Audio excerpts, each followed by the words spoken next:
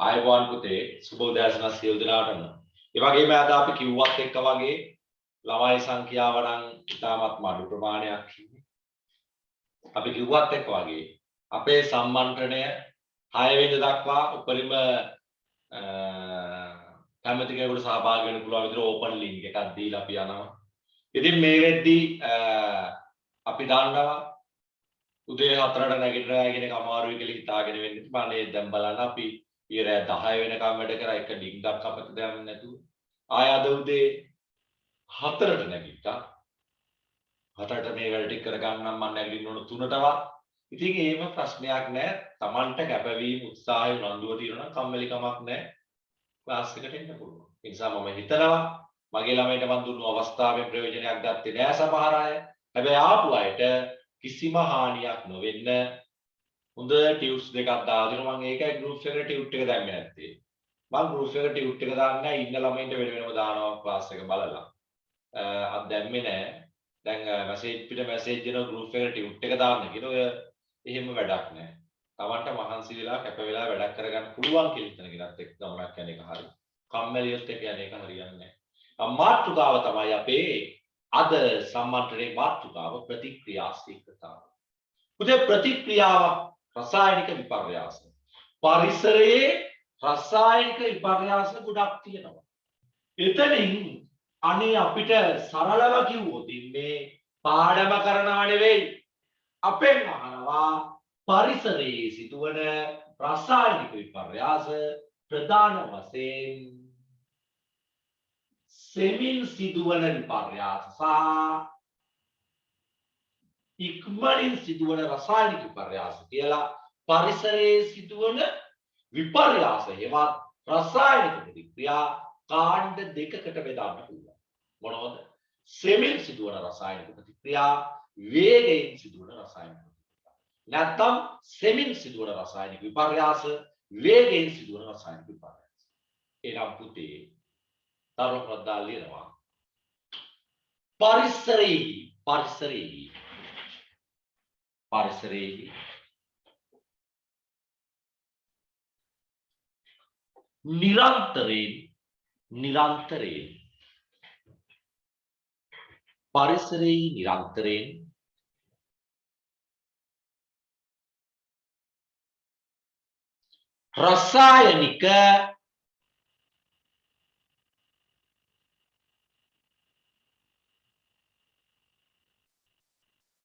පරිසරයේ නිරන්තරයෙන් රසායනික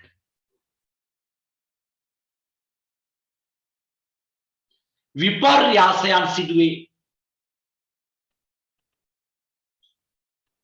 පරිසරයේ නිරන්තරයෙන් රසායනික විපර්යාසයන් සිදුවේ.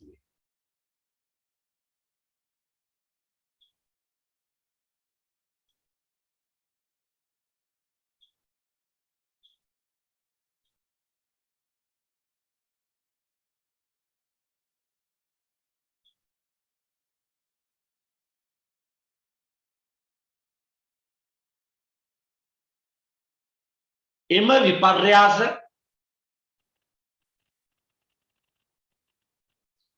විපර්යාස අතර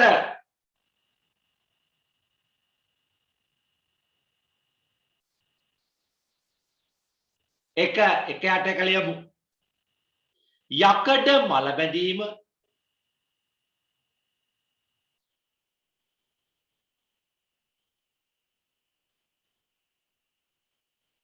පළතුරු ඉදීම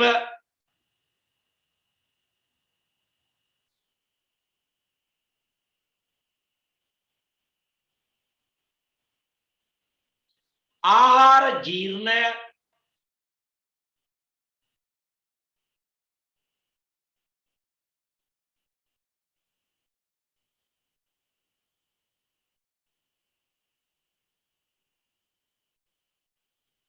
කිරි මිදවීම වැනි විපර්යාස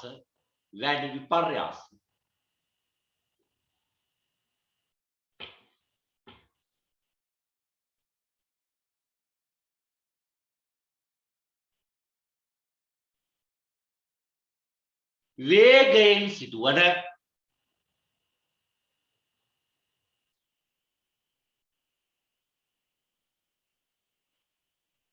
රසායනික විපර්යාස වේ.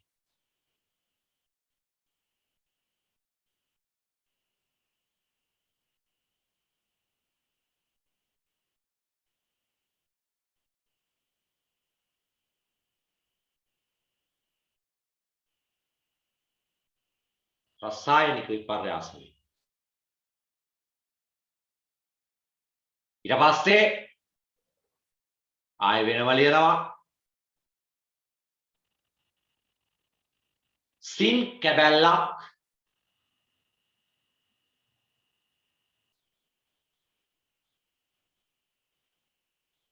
තනුක අම්ල සමග සින් කැබැල්ලක් තනුක අම්ල සමග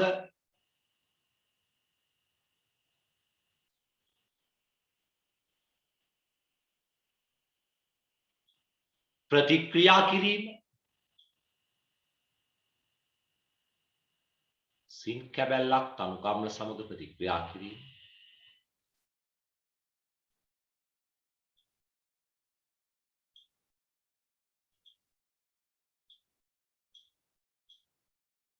සින් කැබැල්ලක් තනුක අම්ල සමග ප්‍රතික්‍රියා කිරීම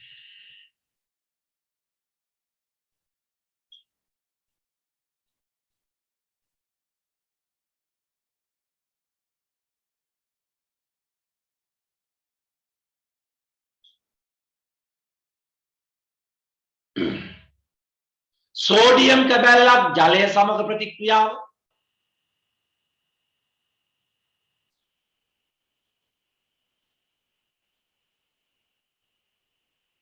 සෝඩියම් කැබැල්ලක් ජලය සමග ප්‍රතික්‍රියාව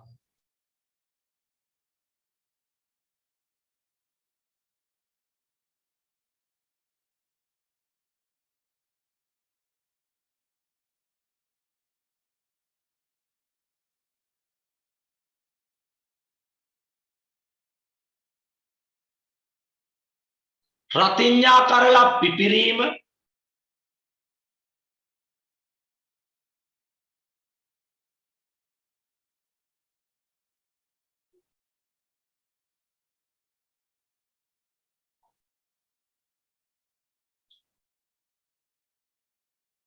රතිඤ්ඤා කරලා පිපිරීම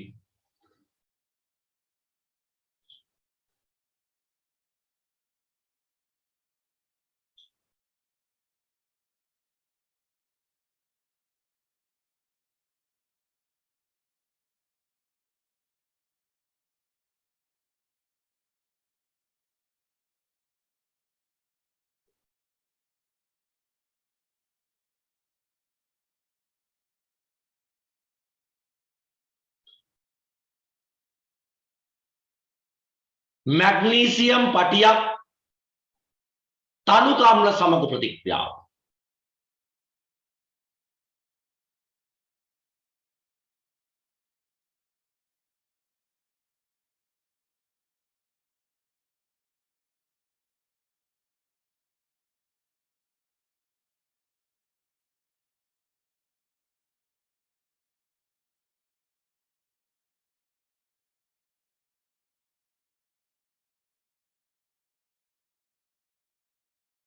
වේගයෙන් සිදුවන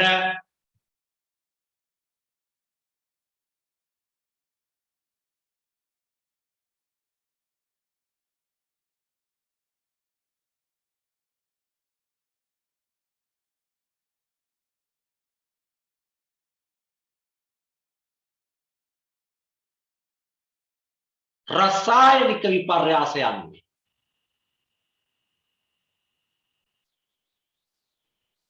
සර් කලින් එකට වේගයෙන් කියලා නේද කිව්වේ? අනේ එහෙමද කිව්වේ? කලින් එක්කෙනා සෙමින් සිදුවන වේගයෙන් සිදුවන රසායනික විපර්යාසයන්.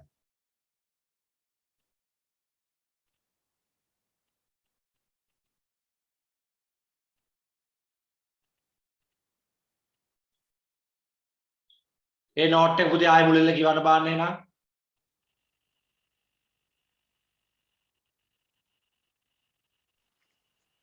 පරිසරයේ නිරන්තරයෙන් රසායනික විපර්යාසයන් සිදුවේ. එම විපර්යාස අතර යකඩ මල බැදීම, පළතුරු ඉදීම, ආහාර ජීර්ණය, කිරිමුද වීම වැනි විපර්යාස සෙමින් සිදුවන රසායනික විපර්යාස වේ. සින් කැබැල්ල කණු කම්ල සමග ප්‍රතික්‍රියා කිරීම, සෝඩියම් කැබැල්ලක් ජලය සමග ප්‍රතික්‍රියාව, රතිඤ්ඤා කරලක් පිපිරීම, මැග්නීසියම් පඩියක් තනු කාම්ල සමග ප්‍රතික්‍රියාව වේගයෙන් සිදුවන රසායනික විපර්යාස වේ. දැන් හැදුවම් පස්සේ දර කාවේ? ඔව් සර්. හරි. එහෙනම් හරි. හැදුවම් පස්සේ නම් ඒ කාවේ අවුලක් නැහැ. හරි එහෙනම්. දැන් පේනව නේද?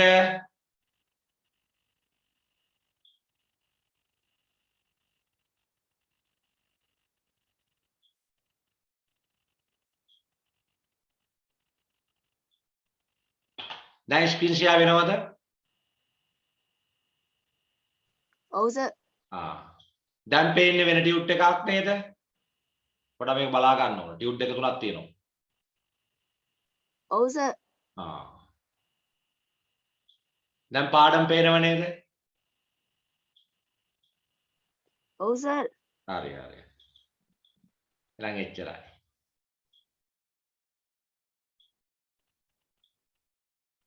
හරි. එහෙමනම් මේ යන්න ඔන්න අපේ 17 වෙනි පාඩම උතන ඉඳලා ටක් ගාලා කතා කරන්න හදන්නේ. පුතේ අපේ 10 වසරේ නවීන් ඉන්නවද? නවීන්. ඊයේ දැක්කේ නෑ වැඩි පන්තියේ ඉන්නවද? නවීන්ගේ අක්කනගෝ නැද්ද? ඒ කට්ටියට ඇඩ් වෙන්න බෑලු. ඇඩ් වෙන්න බැරි මොකුත් දන්නේ නැහැ. ඒ ලින්ක් එකක් දාන්න පුතේ ආපහු තියනෙත් බලන්න. ඔයාලට ආපහු ලින්ක් එකක් දාන්න. හරි. එවනම් බලන්න. ඕන්න දැන් තමයි පටන් ගන්නේ.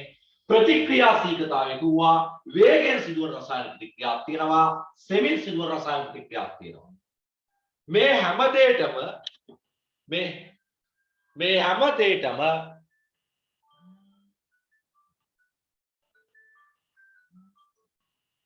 උදේ මේ අහන්න මේ හැම දෙයකම බලපාන්නේ කාලය.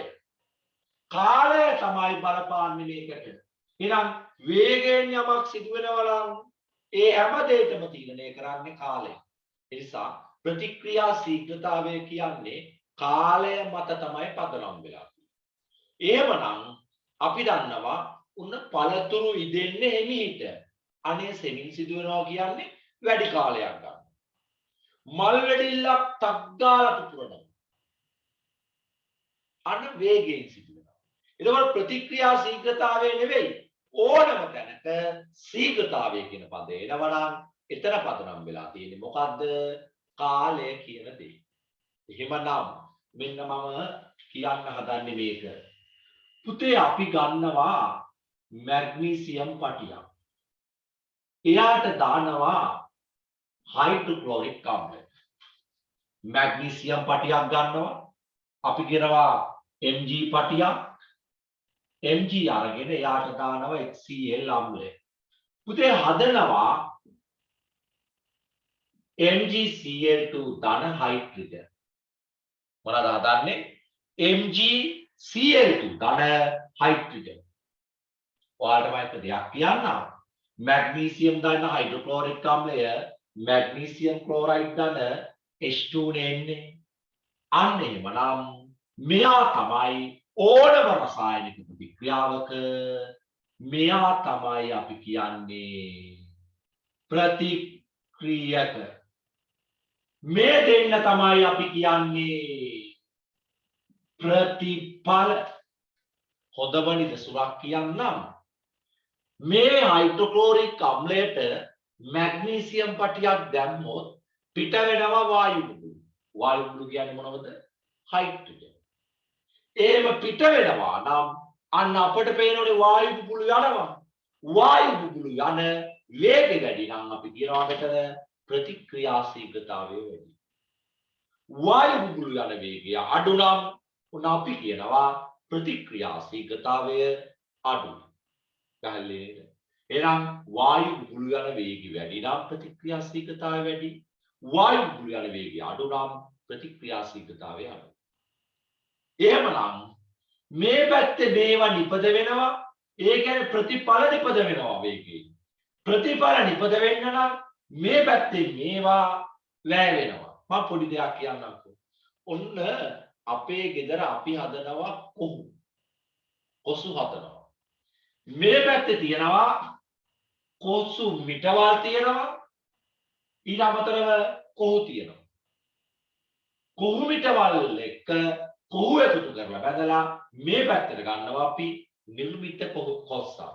සම්පූර්ණයෙන් වැඩ නිම වෙච්ච කොස්සා.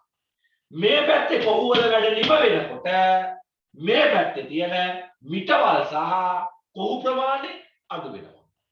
එහෙමනම් අපි කියනවා ප්‍රතික්‍රියාශීලතාවය ආකාර දෙකකට හොයන්න පුළුවන්. ඒකක කාලයක් තුල නිපදවන ඵල ප්‍රමාණය ගන්න පුළුවන්. ඵල ඒක කාලයක් තුල නිපදවන ඵල ප්‍රමාණය. එහෙම නැත්නම් ඒක කාලයක් තුල වැය වෙනවා. මෙයා නිපදවන්න වැය වෙනවා ප්‍රතික්‍රියා ප්‍රමාණයක්. කාලේ නේද?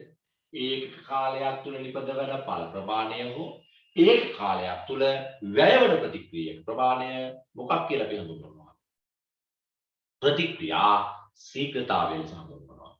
පොදුවේම ගත්තොත් ඵල වැයවීමත් විපර්යාසයක් නැත්නම් වෙනස් වීමක්. ඵල නිපදවීමත් විපර්යාසයක්, ප්‍රතික්‍රියක වැයවීමත් විපර්යාසයක්.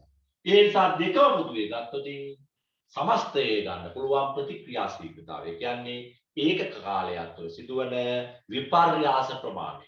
එතෙන්ට නිපද වෙන ඵල ප්‍රමාණය කියන්න පුළුවන්. ඒ වගේමයි මොකද්ද? නිපද වෙන ඵල ප්‍රමාණය හෝ වැය වෙන ප්‍රතික්‍රියක ප්‍රමාණය කියලා කියනවා. පැහැදිලි නේද? හරි. එහෙනම් ලියමු. ලියනවා. प्रतिक्रिया शीघ्रतावे යනු प्रतिक्रिया शीघ्रतावे යනු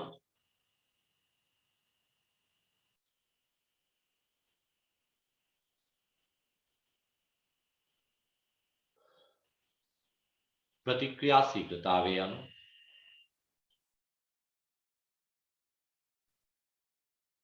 කාල ඒකකයක් තුල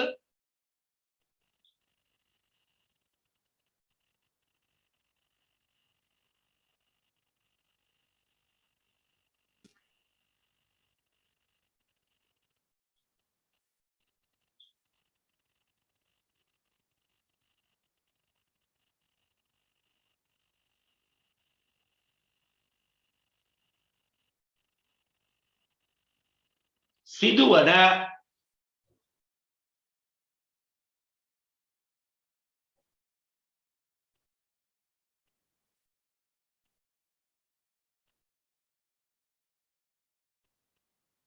විපර්යාස ප්‍රමාණයයි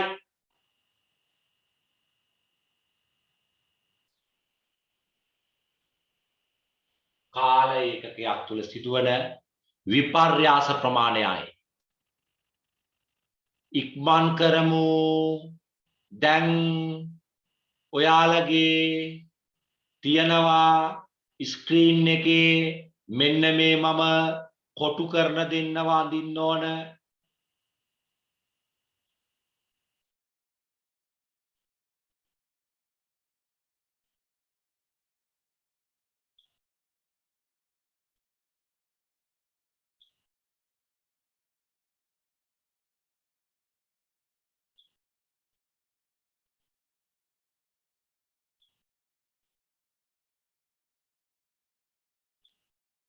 මෙන්න මෙයාව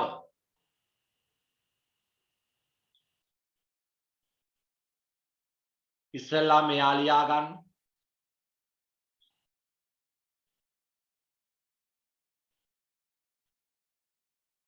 මේ තියෙන විදියටම මේක මේ ටික මේ තියෙන විදියටම ලියා ගන්න. මේ සමීකරණෙත් හරි ඔය තියෙන සමීකරණෙත් හරි අච්චු පොතේ ටික විස්තර වෙලා ලියා ගන්න. කැල්සියම් කාබනේට් ධන හයිඩ්‍රොක්ලෝරික් අම්ලය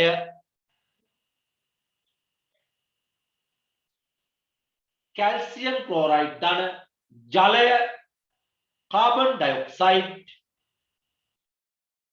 ඒ විදියට ගන්න.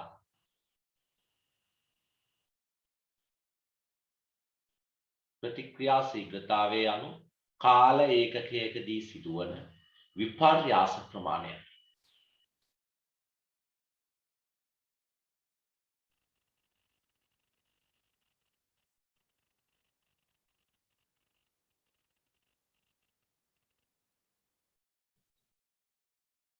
කම්මැලි නම් වෙන්න එපා.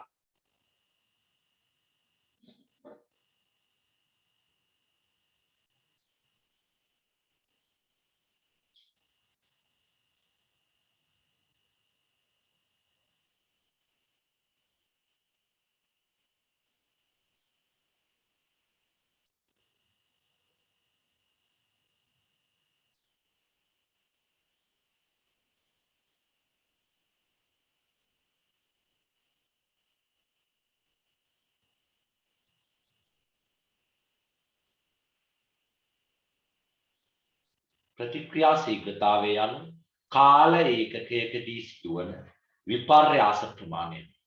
ප්‍රතික්‍රියා ශීඝ්‍රතාවය සමානයි වැය වූ ප්‍රතික්‍රියක ප්‍රමාණය බෙදීම ගත වූ කාලය ලෙස හෝ නිපද වූ ඵල ප්‍රමාණය බෙදීම ගත වූ කාලය ලෙස දැක්විය හැකිය.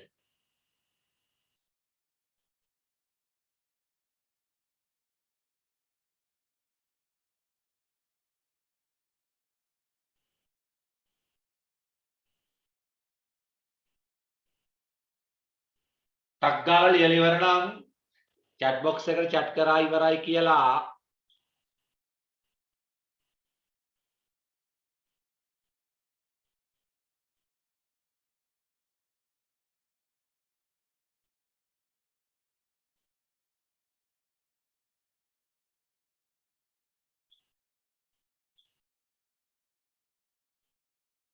ඉවරයි sir.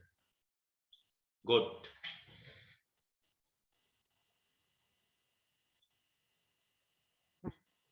ඔන්න අපි මේ පෙළ පොත අරගෙන කරේ මුලින්ම පාඩමට යම්කිසි ප්‍රමාණයකින් අවතීර්ණ වුණා විතරයි. ප්‍රතික්‍රියක ප්‍රතිඵල ගන්නවා රසායනික ප්‍රතික්‍රියා ගැන දැන් යම් තාක් දුරට දන්නවා. ඊතලයේ ප්‍රතික්‍රියාවට සිදු වෙන්න පෙර තියෙන ඒවා ප්‍රතික්‍රියක ප්‍රතික්‍රියාව සිදු වූයින් පසු කියනවා ප්‍රතිඵල කියලා. පැහැදිලිනේ? දැන් ප්‍රතික්‍රියක සහ ප්‍රතිඵල කියලා අපි දැන් දෙගොල්ලව දන්නවා. කාල ඒකකයක් තුළ සිදුවන ප්‍රතික්‍රියක ප්‍රමාණය හෝ වැයවන ප්‍රතික්‍රියක ප්‍රමාණය හෝ කාල ඒකකයක් තුළ නිපදවන ප්‍රතිඵල ප්‍රමාණය ප්‍රතික්‍රියා ශීඝ්‍රතාවය ලෙස හඳුන්වනවා. පොදුවේම ගත්තොත් කාල ඒකකයක් තුළ සිදුවන විපර්යාස ප්‍රමාණය සමස්ත විපර්යාස ප්‍රමාණය ප්‍රතික්‍රියා ශීඝ්‍රතාවය ලෙස හඳුන්වනවා.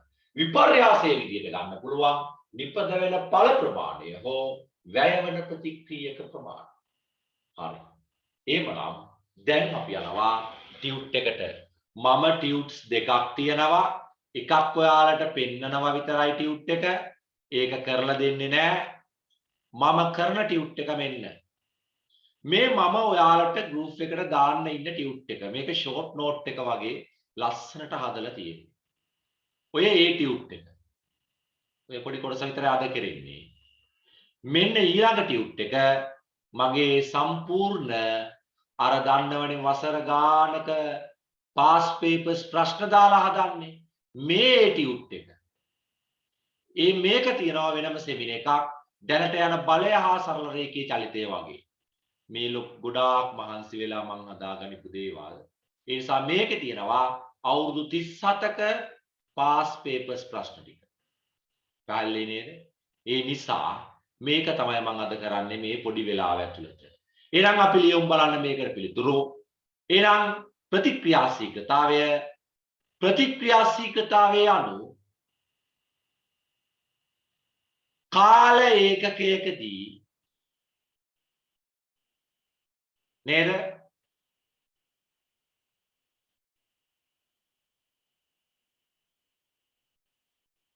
කාල ඒකකයකදී සිදුවන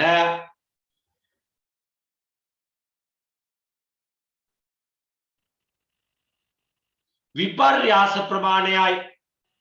ඔන්න නම් මේක ලිව්වා ප්‍රතික්‍රියා ශීඝ්‍රතාවයන් කාල ඒකකයකදී සිදුවන විපර්යාස ප්‍රමාණයයි. ප්‍රතික්‍රියා ශීඝ්‍රතාවය සමානයි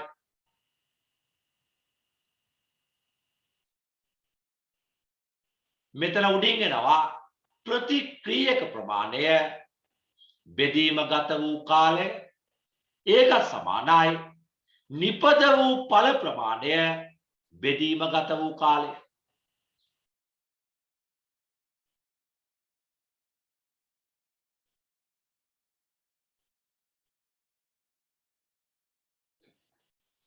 ඔන්න හරි. පුතේ ඊට පස්සේ කියනවා දී ඇති වචන යොදා හිස්තැන් පුරවන්න. රසායනික ප්‍රතික්‍රියාවක් සිදුවීමට නම් ප්‍රතික්‍රියකාංශු. හරි. හිස්තැනක් එහිදී හිස්තැනක් බිඳීම හෝ කැඩීම සිදු වී වෙනස් වූ ඵල හට ගැනීමට නම් ප්‍රමාණවත් මොකද්ද තිබිය යුතුය. ඔන්න ඒක හිස්තැන් පුරවනවා මෙහෙම. ඔයාලා පැත්තකින් ලියාගත්තට කමක් නැහැ. රසායනික ප්‍රතික්‍රියාවක් සිදුවීමට නම්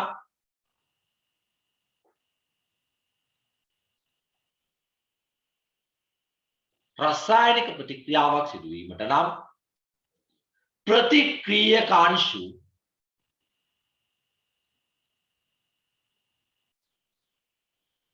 ගැටීම සිදුවිය යුතුය. ගැටීම සිදුවිය යුතුය. ඔයාලා ඡේදයක් විදිහට වගේ ලියන්න ටියුට් එක ලැබුණාන් පස්සේ මේකට අමුණ ගන්න ඊට පස්සේ ඕනනම් මේක සම්පූර්ණ කරන්න. නිකන් නම් ඉන්න එපා.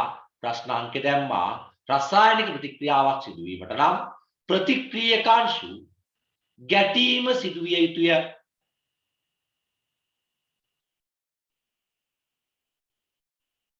එහිදී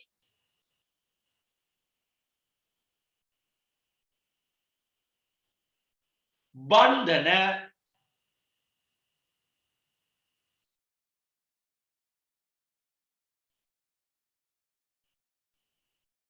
බිඳීම හෝ කැඩීම සිදුවී එහිදී බන්ධන බිඳීම හෝ කැඩීම සිදුවී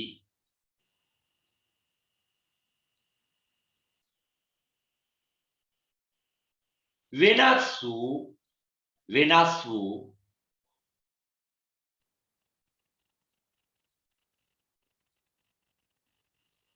ඵල හට ගැනීමට නම්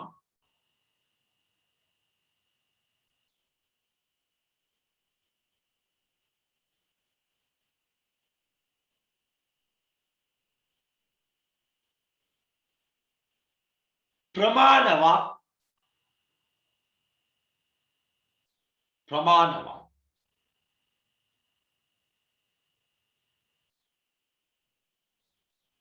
ශක්තියක් තිබිය යුතුය.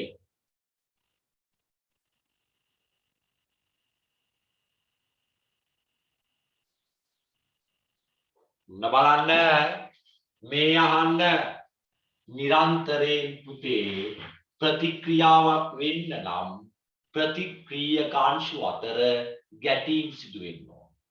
ඒ ගැටීම් සිදු වෙනකොට බන්ධන කඩන්න නම් අලුත් බන්ධන හදන්න නම් මොකද්ද වෙන්න ඕන? ඒ ගැටීම් සිදු වෙනකොට එයාලගේ ප්‍රමාණවත් ශක්තියක් තියෙන්න ඕන ඒ බන්ධන කඩන්න. අන්නේ ශක්තිය නැත්නම් ප්‍රතික්‍රියාව සිදු වෙන්නේ නැහැ. පැහැදිලිද? එනම් දැන් ප්‍රතික්‍රියා ශීඝ්‍රතාවය දන්නවා. ප්‍රතික්‍රියා ශීඝ්‍රතාවය කෙරෙහි බලපාන සාධක දන්නවා. ඕනම රසායනික ප්‍රතික්‍රියාවක් නැත්නම් රසායනික විපර්යාසයක් සිදු වෙන්න නම් ප්‍රතික්‍රියාවට බඳුන් වන ප්‍රතික්‍රියකාංශු නිවරදිව ගැටීම් සිදු කරමින් බන්ධන කඩන්න ඕන. ඒක තමයි එතන කිව්වේ. යටින් තලුණක් දාලා උත්තරම ලියා ගන්න. ඔයාලා ලියන තියෙන නෝට් එක මෙහෙම ලියන්න යන්න. පස්සේ මේක ලැබුණම සම්පූර්ණ කරන්න. යටින් තලුණක් දාලා ලියා ගන්නවා.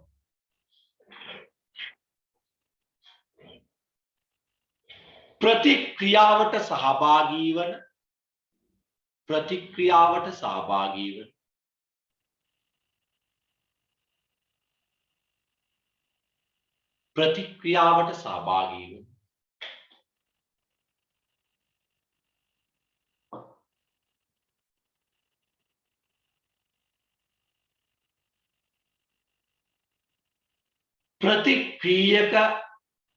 ප්‍රතික්‍රියක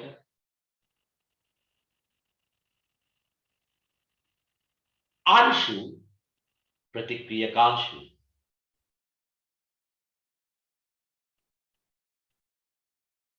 එකිනෙක ගැටීම නිසා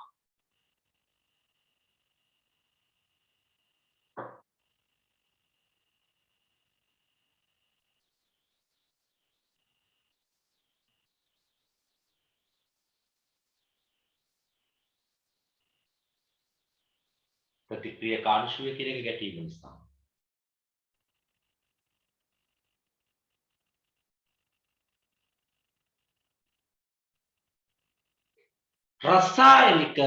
රසායනික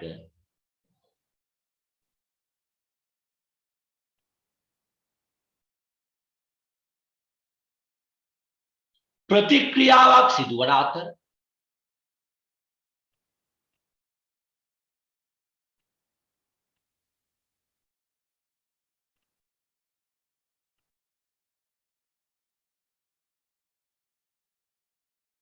ආය කියනකොට ඒ නෝට් එක පොඩ්ඩක් වැරදුනා වගේ. ආය කියන්න බෑ ඒ දැන් කිව් පොඩි නෝට් කෑල්ල කියන්න.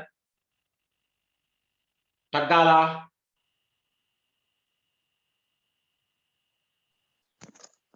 ප්‍රතික්‍රියාවට සහභාගී වෙන ප්‍රතික්‍රියක අංශු එකිනෙක ගැටීම නිසා රසායනික ප්‍රතික්‍රියා සිදුවන අතර ප්‍රතික්‍රියා සිදුවන අතර එම ගැටීම්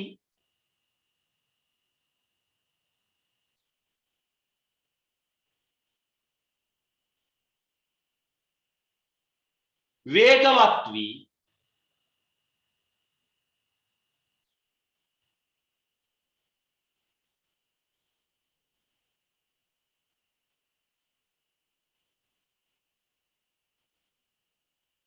ප්‍රතික්‍රියා ශීඝ්‍රතාවය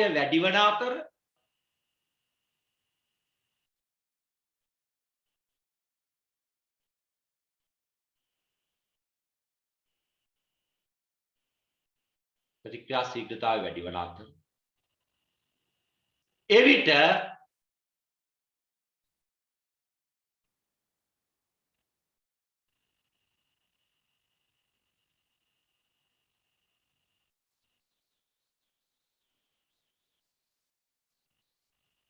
එවිට ප්‍රතික්‍රියක අංශු අතර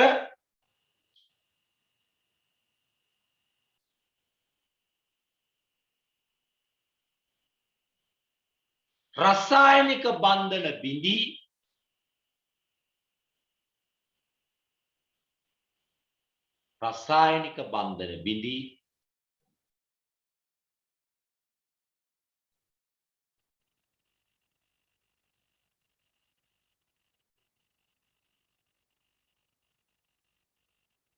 නව බන්ධන ගොඩනැගී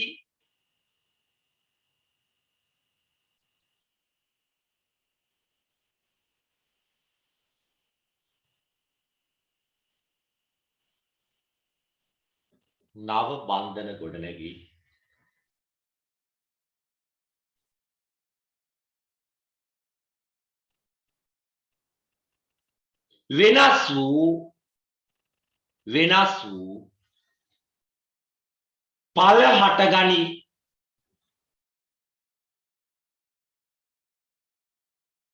ඔය මුල් ටික විතරයි ඔහොම කියලා දෙන්නේ. හරි. මෙච්චර වෙලා කිව්වේ මෙහිමයි. මෙන්න මේ තියෙන්නේ ප්‍රතික්‍රියක අංශු නා. මෙන්න මේ අංශු වේගයෙන් චලනය වෙලා මේවා ගැටිලා හට ගන්නවා. මේවා ගැටිලා බන්ධන කැඩිලා නව බන්ධන හට ගැනීමෙන් තමයි ඵලයක් නිර්මාණය. ඉතින් මේ ගැටීම් ප්‍රබල වෙන්න බන්ධන කැඩෙන වේගෙත් වැඩි, පලහට ගන්නා වේගෙත් වැඩි. එහෙනම් ප්‍රතික්‍රියා ශීඝ්‍රතාවය වැඩි වෙනවා කියන්නේ ප්‍රතික්‍රියක අංශු ගැටෙන වේගය වැඩි වීම. එහෙනම් ප්‍රතික්‍රියා ශීඝ්‍රතාවය කෙරෙහි බලපාන සාධක මොනවා? එකක් තමයි එහෙනම් යටින් ලියනවා ප්‍රතික්‍රියා ශීඝ්‍රතාවය කෙරෙහි බලපාන සාධක. එක ප්‍රතික්‍රියකවල පෘෂ්ඨ වර්ගඵලය. ප්‍රතික්‍රියකවල පෘෂ්ඨ වර්ගඵලය.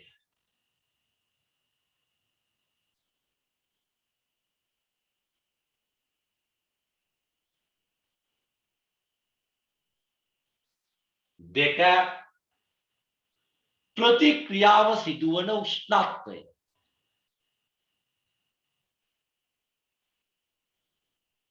ප්‍රතික්‍රියාව සිදුවන උෂ්ණත්වය.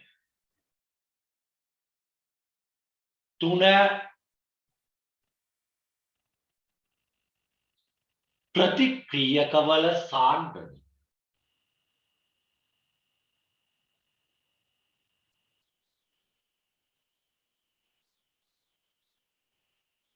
වරාංග තුලිනවා වායුමය ප්‍රතික්‍රියක සඳහා නම්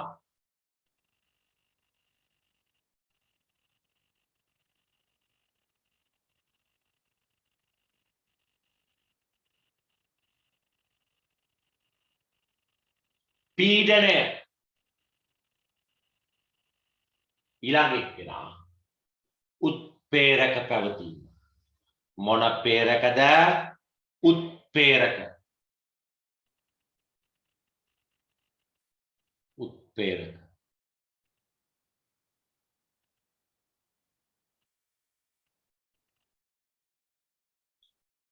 හරි. ඔන්න මෙතෙන්ට ආවා. ප්‍රතික්‍රියා ශීඝ්‍රතාවයට බලපාන සාධක හතරකි. උෂ්ණත්වය, පෘෂ්ඨ වර්ගඵලය, ප්‍රතික්‍රියක සාන්ද්‍රණය, උත්ප්‍රේරක කියලා ලස්සනට මෙතන ලියවෙන්න ඕන. හිස්තැන් පුරවන්න. හිස්තැන් පුරවන්න. ඔයාලා මේක නෝට් එකක් විතර ලියා ගන්නවා. ඔන්න බාන්න කියන කතාව. ඔන්න බලපාන ඒ ආකාර හතර බලපාන විදිය තියෙන හැටි බලන්නකෝ. මාර ෂෝට් නෝට් එකක්. හරිම ලේසි. ඔන්න බලපාන පළවෙනි සාධකය මොකද්ද? උෂ්ණත්වය. ඔන්න බලන්න වෙන දේ. ලියා ගන්න තරුලකුණක් දාලා යටින්. මේ නෝට් එක ලැබුණම මේ ටියුට් එක ලැබුණම ඒකේ සම්පූර්ණ කරගන්න. අපි ඉස්සෙල්ලා ලියා ගමු. උෂ්ණත්වය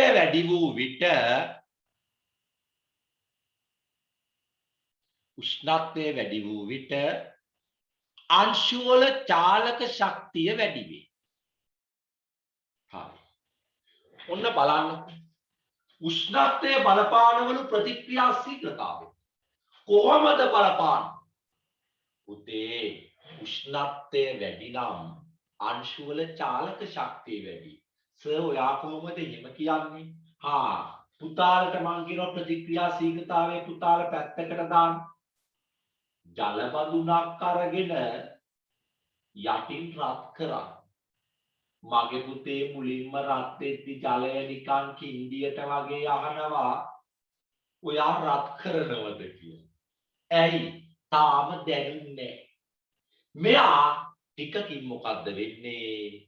අනේ දැනෙනවා ඔන්න මට දැන් දැනෙනවා උෂ්ණත්වය වැඩි ඔන්න මම දැන් දඟලනවා. වතුර නටනවා.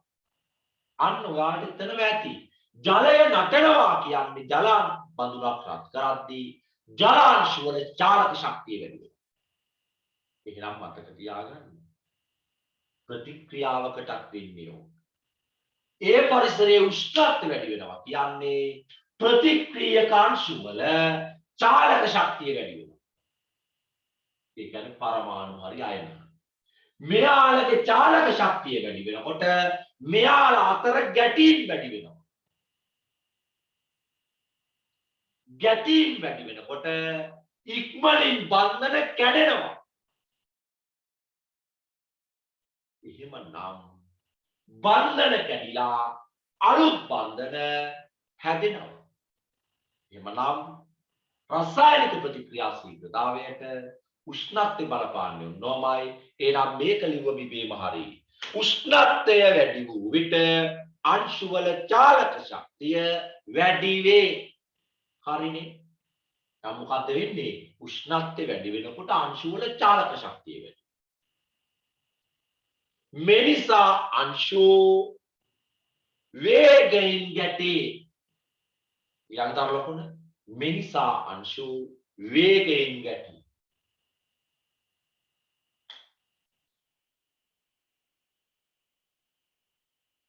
ඊළඟට ලකුණ එම නිසා ගැටීම් වැඩි වන විට එම නිසා ගැටීම් වැඩි වන විට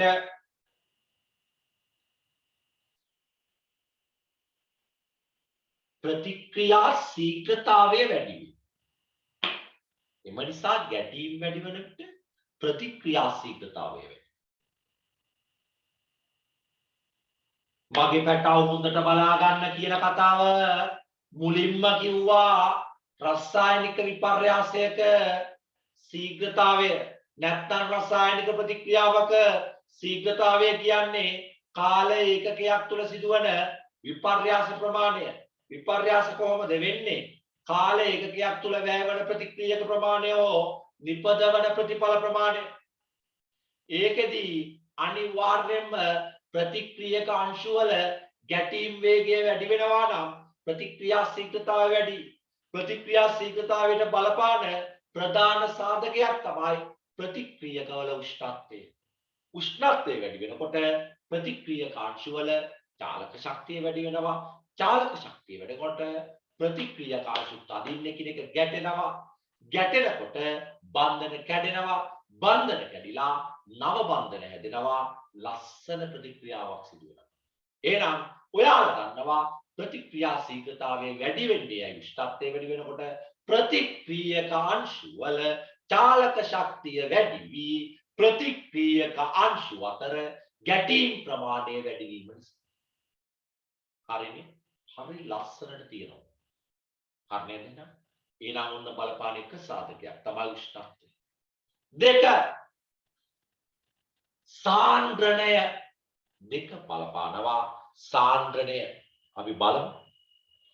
සාන්ද්‍රණය වැඩි වූ විට ප්‍රතික්‍රියක ප්‍රමාණය වැඩි වේ. අනේ පුතේ සාන්ද්‍රණය වැඩි වූ විට ප්‍රතික්‍රියක අංශු ප්‍රමාණය එහෙමයි ලියන්නේ. සාන්ද්‍රණය වැඩි වූ විට ප්‍රතික්‍රියක අංශු ප්‍රමාණය වැඩි වේ. පුතේ සාන්ද්‍රණය කියන්නේ මෙන්න මේක දෙයක්. හිතන්නකෝ කවුරු හරි කෙනෙක් මැග්නීසියම් කැබැල්ලක් දානවා හයිඩ්‍රොක්ලෝරික් අම්ල බඳුනක. සාන්ද්‍රණය අඩු හයිඩ්‍රොක්ලෝරික් අම්ල බඳුනේ හයිඩ්‍රොක්ලෝරික් අම්ල නැත්තම් අපි කියනවා ප්‍රතික්‍රියාවට දායක වන හයිඩ්‍රොක්ලෝරික් අංශු ප්‍රමාණය අඩු. සාන්ද්‍රණය වැඩි එකේ හයිඩ්‍රොක්ලෝරික් අම්ල අංශු ප්‍රමාණය වැඩි. එතකොට නිතරම හොයන්නේ අරයත් එක ගැටෙන්න හොයද්දී වේගවත්ව ගැටෙනවා. පැහැදිලිද? වේගවත්ව ගැටෙන අංශු ප්‍රමාණය වැඩි වෙනවා. දැන් අපි කිව්වා සාන්ද්‍රණය වැඩි වන විට ප්‍රතික්‍රියක අංශු ප්‍රමාණය වැඩි වේ. මෙවිට අංශු අතර ගැටීම් වැඩි වේ.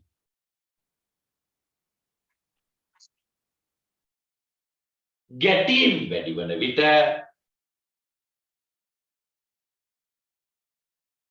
ප්‍රතික්‍රියා ශීඝ්‍රතාවය වැඩි වේ. උයිටනම් වඩා කියන්න දෙයක් නැහැ. අනේ ඇයි උෂ්ණත්වය වැඩි වෙද්දී ප්‍රතික්‍රියා ශීඝ්‍රතාවය වැඩි උනේ? සර් උෂ්ණත්වය වැඩි වෙනකොට ප්‍රතික්‍රියක අංශු වල චාලක ශක්තිය වැඩි. කොටින්ම ගුවොත් යාලගේ තෙලේ වැඩි, දාංගලේ වැඩි, විසේ වැඩි. ඒ නිසා එයාලා අතර සිදුවන ඝට්ටන ප්‍රමාණය වැඩි. ඝට්ටන වැඩි කියන්නේ සර් රසායනික ප්‍රතික්‍රියාව සිදුවන වේගය වැඩි. ඕනම වෙලාවක සර් රසායනික විපර්යාසයක් සිදු වෙන්න නම් හොතට ගැටීම් සිදු වෙනවා. එහෙම කියනවා. සර් සාන්ද්‍රණය වැඩි වෙනකොට මේකනේ වෙන්නේ. ප්‍රතික්‍රියක සාන්ද්‍රණය වැඩි වෙනවා කියන්නේ අංශු ප්‍රමාණය වැඩි වෙනවා මාත්‍රි. සාන්ද්‍රණය වැඩි වුට ප්‍රතික්‍රියක අංශු ප්‍රමාණය වැඩි වෙනවා. අංශු ප්‍රමාණය වැඩි වෙනකොට යාලා අතර ගැටුම් වැඩි වෙනවා. පාන්තියේ උනා ළමයි දෙන්නෙක් ඉන්නවා නම් ගැටුම් නෑ අඩුයි. ළමයි 100ක් 200ක් ඉන්නවා නම් ගැටුම් ඇති වෙන්න තියෙන ප්‍රවණතාවය වැඩි. නිතරම ගැටෙන්නමයි බලන්නේ. ඒ වගේ තමයි මෙයාගේ ප්‍රතික්‍රියක අංශු වැඩි වෙන්න අංශු අතර ගැටීම් ප්‍රමාණය වැඩි වෙනවා. ගැටීම් ප්‍රමාණය වැඩි වෙනකොට ප්‍රතික්‍රියා විපර්යාස නැත්නම් නිපදවන ඵල ප්‍රමාණය වැය වෙන ප්‍රතික්‍රියක ප්‍රමාණය වැඩි වෙනවා. ප්‍රතික්‍රියා ශීඝ්‍රතාවය වැඩි වෙනවා. හරි. ඔය සාන්ද්‍රණය ගැන කිව්වා. සාන්ද්‍රණය ගැන කිව්වා. ඊට පස්සේ පෘෂ්ඨ වර්ගඵලය. පෘෂ්ඨ වර්ගඵලය. එහෙනම් ප්‍රතික්‍රියකවල පෘෂ්ඨ වර්ගඵලය අසාමාන්‍ය ලෙස බලමු. මම මේක ලියලා ඊට පස්සේ කියන්න. වෙනවා. විශාල කැබලි වලට වඩා එම ද්‍රව්‍යව කුඩු ස්වභාවයෙන් ඇති විට විශාල කැබලි වලට වඩා එම ද්‍රව්‍යව කුඩු ස්වභාවයෙන් ඇති විට පෘෂ්ඨ වර්ගඵලය වැඩිය.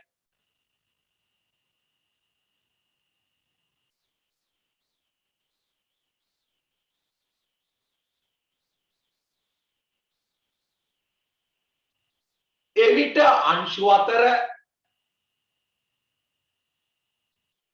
පුතේ වචනයක් උතර මදිත් වෙලා තියෙනවා ගැටීම්. එවිට අංශු අතර ගැටීම් වැඩි වේ.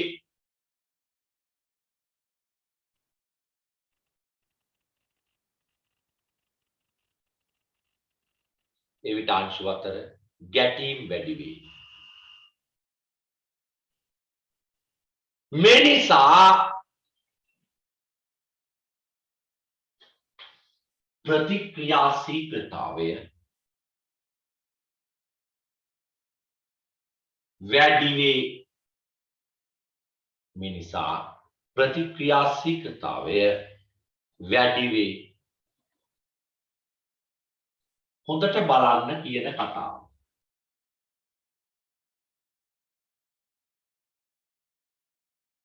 ඔන්න තියෙනවා සීනි. බුදුහාමේ සර් සීනි ගැන නම් කතා කරන්නේ නේද? සීනි 230යි.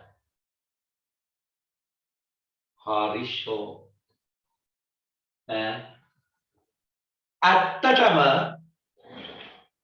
ගෙදරකට සීනි ඕනද?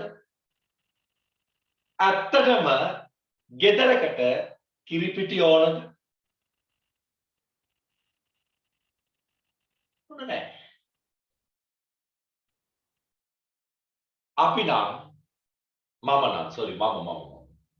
මම නම්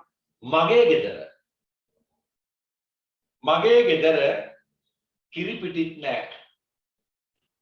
මගේ ගෙදර සීනිත් නැහැ. ඕනනම් මුළු අවුරුද්දටම සීනි කිලෝ 3ක් 4ක් කැවෙනවා. ඒකත් අපි නෙවෙයි ගෙදරට එන පිටකෙනෙක්. ගෙදරට මොන ගෙනාවත් පිටිත් නැහැ. අපි බොන්නේ නැහැ. ඒ නිසා මම මේ කිව්වේ ඔය අතරේ විශේෂ දෙයක් මතක් කරන්න ඕන. බෝ නොවන රෝග බෝ වන රෝග වලට වඩා බරපතලයි. මේ දවස්වල ඔයාලා අපි දුරස් කරලා තියෙන්නේ බෝ වෙන රෝගෙකින්. හැබැයි ඔයාලා අපි දුරස් කරපු නිසා අපට දැන් ඉබේම වැළඳෙනවා බෝ නොවන රෝග. ඇත්තම කතාව. දැන් මම කියමුකෝ මම උනත් එහෙමයි. බෝ වෙන රෝගයක් නිසා ගෙදරට කොටු කරලා තියෙනවා. ගෙදරට වෙලා හොඳට කනවා. අනිත් පැත්තෙන් කොලෙස්ටරෝල් වැඩි වෙනවා, සීනි වැඩි වෙනවා, ප්‍රෙෂර් වැඩි වෙනවා. බෝ නොවන රෝග වැඩි වෙනවා. ඒ නිසා මේ පැති දෙකම සමබල කරගන්න ඕන.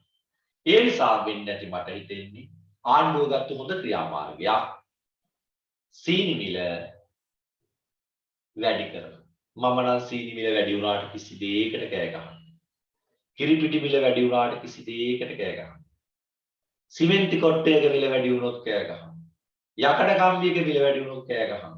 කාල් කිලෝ එක මිල වැඩි වුණොත් කෑ ගහනවා. අර දේවල් ඇත්තටම අනවශ්‍ය දේ. හරි. ඒ නිසා මතක තියාගන්න. ඔන්න සීනි කැටයක් ගන්නවා මම.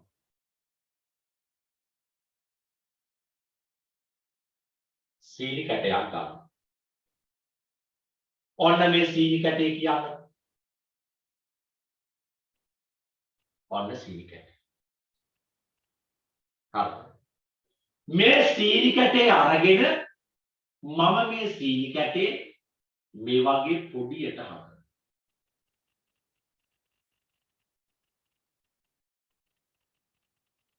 පොඩි කැටවලට පත් කරනවා. මම ඔයාලගේ ගෙදරට ආවම තේ බොන්න නැති වුණා සර් කියලා ඔයාලා තේ එකක් හදන්න. තේ එකක් හදන්න ගියාම දෙන්නේ දෙපළක තේ දෙකක් හදන්නේ. එක්කෙනෙක් ලොකු කැටයක් දාගෙන දඟලනවා ජෝග්ගුව ඇතුළට. අනිත් එක්කෙනා කුඩු ටික දාගෙන දිය කරනවා. වඩාත් ඉක්මනින් දිය වෙන්නේ කුඩුද කැටද? කුඩුද කැටද? කුඩු. කුඩු. ඒකට හේතුව තමයි පෘෂ්ඨ වර්ගඵල. මම මේ පෙන්නන්න හදන්නේ. පුතේ මෙන්න මෙයාව තියනවා අපි හිතමුකෝ සෙන්ටිමීටර් 10 කැටයක්. සෙන්ටිමීටර් 10 කැටයක්. මෙයාට ගන්නවා අපි සෙන්ටිමීටර් 1 කැටයක්. පැත්තක දිග සෙන්ටිමීටර් 10ක් වෙන ලොකු කැටයක් තියෙනවා. එතකොට අපි කියනවා පැත්තක දිග සෙන්ටිමීටර් 10යි. අන්න එයාම පත් කරනවා අපි පැත්තක දිග සෙන්ටිමීටර් 1ක් වෙන පොඩි කැටයක් බව. පුතේ මම ලොකු කැටයක පැත්තක වර්ගඵලය. මේ ලොකු කැටේ දානවා වතුරට. ලොකු කැටේ වතුරට දැම්මම පස්සේ බලන්නකෝ වැඩි. එයාගේ එක පැත්තක වර්ගඵලය 10යි 10යි වර්ග සෙන්ටිමීටර් 100යි. ඒ වගේ පැති 6ක් තියෙනවා. 6ෙන් වැඩි කරාම මෙයා ජලයේ ගැටෙන්නේ වර්ග සෙන්ටිමීටර් 600යි. මෙයාගේ පෘෂ්ඨ වර්ගඵල. මෙයාගේ බලන්නකෝ. මෙයාගේ ඉක්පරක් එක 1යි කියන්නේ මෙයාගේ වර්ග සෙන්ටිමීටර් 1යි. ඒ වගේ පැති 6යි වර්ග සෙන්ටිමීටර් 6යි. 1යි වර්ග සෙන්ටිමීටර් වැඩි කරා පැති 6යි. 6යි වර්ග සෙන්ටිමීටර. ඔන්න මේ කැටයක් දැම්මොත් වර්ග සෙන්ටිමීටර් 600ක් ජලයේ ගැටෙනවා. ඒ කියන්නේ පෘෂ්ඨ වර්ගඵලය. මෙයා දැම්මොත් වර්ග සෙන්ටිමීටර් 6යි ගැටෙනවා. 6ක් ගැටෙනවා. ඔයාලා හිතන්නකෝ මෙයාගේ පරිමාව. මෙයාගේ පරිමාව අපි ගන්න ලොකු කැටේ පරිමාව. පරිමාව ගන්නවා 10යි සෙන්ටිමීටර් වැඩි කිරීම 10යි සෙන්ටිමීටර් වැඩි කිරීම 10යි සෙන්ටිමීටර්. මෙයාගේ පරිමාව බලන්නකෝ. පරිමාව ගන්න එහෙමනේ. 10 වරක් 10 100යි. 100 වරක් 10 1000යි. එනම් මෙයාගේ පරිමාව ඝන සෙන්ටිමීටර් 1000. මෙයා කුඩු කරනවා. කුඩු කරන්නේ මෙන්න මේ වගේ කෑලි වලට. කුඩු කරනවා එක පැත්තක් සෙන්ටිමීටර් 1ක් වන කෑලි වලට. හැබැයි මෙයා කුඩු කරාම පරිමාව සමාන වෙනවා මේ පරිමාවට. එතකොට අපි බලනවා එක කැටයක පරිමාව කොච්චරද මෙයාගේ. මෙයාගේ කැටයක පරිමාව තමයි මේ එක කැටයක පරිමාව. පරිමාව තමයි 1යි ඝන සෙන්ටිමීටර වැඩි කිරීම 1යි ඝන සෙන්ටිමීටර වැඩි කිරීම 1යි ඝන සෙන්ටිමීටර. ඝන සෙන්ටිමීටර කීයද? 3යි. මාර ගානසගේ නේද? එක වැඩි කරාම එකේ ඒකත් එකෙන් වැඩි කරාම 3ක් එනවායි. ඝන සෙන්ටිමීටර කීයද? 1යි. ඔන්න බලන්න. එහෙමනම් මට කියන්න මේ වගේ කැට කීයක් හදන්න පුළුවන්ද මෙයාගේ? ගණන් එපා. පුළුවන් නම් කියනවා. මේකෙන් මේ වගේ කැට කීයක් හදන්න පුළුවන්? 10ක්. 10යි. 10යි. 10යි. ඇයි? පුතේ මෙයා කුඩු කරාට පරිමාව වෙනස් වෙන්නේ නැහැ මේ පරිමාවටම සමානයි. ඒ නිසා මෙයා කුඩු කරොත් මේ වගේ කැට එනවා 1000. බලන්නකෝ. කැට 1000යි. මූ තනි කැටේදී පරිමාව මෙච්චරයි. මූ තනි කැටේ ජලයට දැම්මොත් එන්නේ වර්ග සෙන්ටිමීටර 600යි. මේ පැති 6 විතරයි කැටේ. මෙයා කුඩු කරා කියන්නේ මේන් කැට 1000යි. ඒ හැම එක කැටයක්ම වර්ග සෙන්ටිමීටර් 600 බැගින් පුෂ්ඨ වර්ගඵලය තියෙනවා. වර්ග සෙන්ටිමීටර් 6 බැගින්. එහෙනම් කැට 1000යි වර්ග සෙන්ටිමීටර් 6යි වර්ග සෙන්ටිමීටර 6යි කියන්නේ පෘෂ්ඨ වර්ගඵලය 6000ක් වෙනවා. නැත්ද? පෘෂ්ඨ වර්ගඵලය 6000යි. මේ වගේ 600යි ඒ වගේ 10 ගුණයක් වෙනවා. එතකොට කුඩු වල පෘෂ්ඨ වර්ගඵලය වැඩි නිසා එයා ඉක්මනින් දිය වෙනවා. තියරි ක්ලාස් එකේ මේක දෙනවා. පැහැදිලි නේද කතාව? අන්න ඒකයි කියන්නේ පෘෂ්ඨ වර්ගඵලය වැඩි කැටවලට වඩා කුඩු වලටත් වඩා වැඩි ද්‍රව වල. ඒකනේ ගෑස්ට්‍රික් වලට දෙනවා ඩයිජින් පෙත්ත. ડોක්ටර් කියනවා මේක අම්මේ මේක තාත්තේ මේක පුතේ මේක දුවේ මේක නංගි මේක මල්ලි මේක අයියේ මේක අක්කේ හපලා කාපන් කියලා.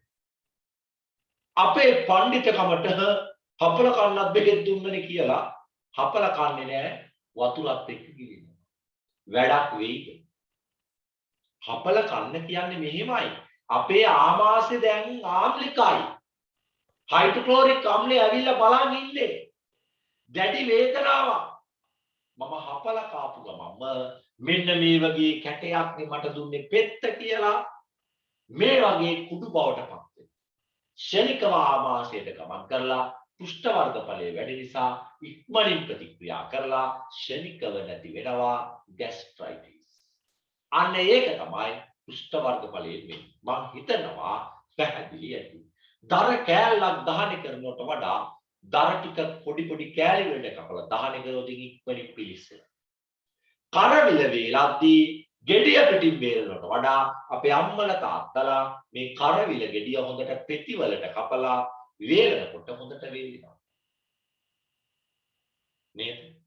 අන්න ඒකට තමයි කියන්නේ මොකද්ද? ප්‍රතික්‍රියාශීලතාවයට ප්‍රතික්‍රියක භෞතික ස්වභාවය වෙනවා වගේම පෘෂ්ඨ වර්ගඵලය බලපාන. මේක කියන ප්‍රතික්‍රියක භෞතික ස්වභාවය කියලා. හරි නේද? එයා ලියනවා දෙමෙහිම. පස් කියන්නේ විශාල කැබලි වලට වඩා එම ද්‍රව්‍යම කුඩු ස්වභාවයෙන් නැති විට පෘෂ්ඨ වර්ගඵලය වැඩි වේ. ඒ විට අංශු අතර ගැටීම් වැඩි වේ. මෙම නිසා ප්‍රතික්‍රියා ශීඝ්‍රතාවය වැඩි වේ.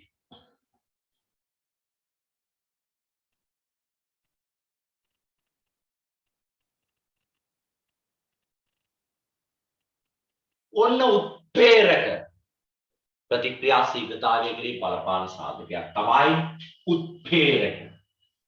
අනේ පුතේ උත්ප්‍රේරක කියන්නේ හරි අමුතු මිනිස්සෙක්. මෙයා හරිම අමුතුයි. එයා ප්‍රතික්‍රියාවට දායක වෙන්නේ නැහැ, වැය වෙන්නේ නැහැ. හැබැයි ප්‍රතික්‍රියාවේ වේගය වැඩි කරන්න දායක වෙනවා. ප්‍රතික්‍රියාවට වැය වෙන්නේ නැහැ. ප්‍රතික්‍රියාවේ වේගය වැඩි කරන්න දායක වෙන කෙනෙක්. මොන පේරකද? උත්ප්‍රේරක. මොන පේරකද? උත්ප්‍රේරක. එහෙමනම් මොකද්ද බලමු උත්ප්‍රේරකයක්? උත්ප්‍රේරක මගින් අඩු ශක්තියක් යටතේ පවා අංශු අතර වැඩි ගැටීම් ප්‍රමාණයකට ඉඩ සලසයි. උත්ප්‍රේරක මගින් අඩු ශක්තියක් යටතේ පවා අංශු අතර ගැටීම් ප්‍රමාණයකට වැඩි ගැටීම් ප්‍රමාණයකට ඉඩ සලසයි. ඊට පස්සේ මෙනිසා ප්‍රතික්‍රියා ශීඝ්‍රතාවය වැඩි කිරීමට දායක වේ. නමුත් උත්ප්‍රේරක රසායනික ප්‍රතික්‍රියාවකදී වැය නොවේ.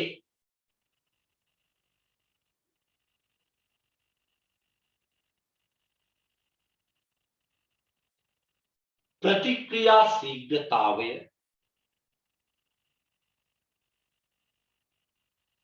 අඩු කිරීමට දායක වන ද්‍රව්‍ය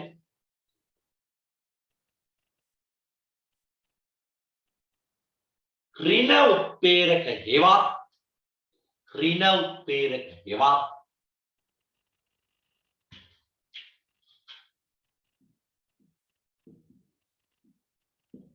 නිෂේධක ඍණ උත්ප්‍රේරක හෙවත් නිෂේධක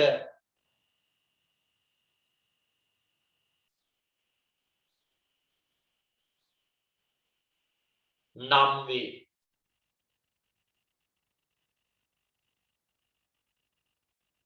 පුතේ ඔය උත්ප්‍රේරක ගැන කතා කරන්න කලින් ඔය අදාළ ටියුට් එකේ ඔය හිස්තැන් ටික පිරෙව්වා. උදාහරණ නම් තියෙනවා ටික දෙනෙක් අපි යාගෙන කතා කරන්න හදන්නේ. නිෂේධක කියලා හැඳින්වුවා මං කියව ඍණ උත්ප්‍රේරක කියලා. වර්තමානයේ උත්ප්‍රේරක ඍණ උත්ප්‍රේරක කියලා හඳුන්වන්නේ නැහැ. හඳුන්වන්නේ නිෂේධක විතරයි. ඒත් සමහර පොත්පත්වල ඍණ උත්ප්‍රේරක තියෙනවා. ධන උත්ප්‍රේරකයෙන් හැමතිස්සෙම කියා කරන්නේ ප්‍රතික්‍රියා ශීඝ්‍රතාවය වැඩි කරනවා. ඍණ උත්ප්‍රේරක හේවත් නිෂේධක වලින් කරන්නේ ප්‍රතික්‍රියා ශීඝ්‍රතාවය අඩු කරනවා. ඔය උත්ෙන්ට එන්න කලින් උත්ප්‍රේරක ගැන ලොකු කතාවක් කියන්න තියෙනවා.